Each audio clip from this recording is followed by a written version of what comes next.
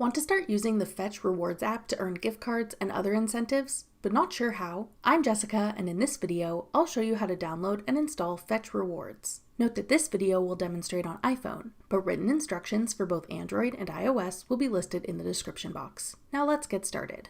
To download Fetch Rewards, first open the App Store. Go to the Search tab. Then type in Fetch in the search bar. Tap Fetch when it appears in the search results. Then tap Get. If prompted, use Face ID or enter your password to confirm that you want to download the app. Wait for the installation to complete, then tap Open to start using the Fetch Rewards app.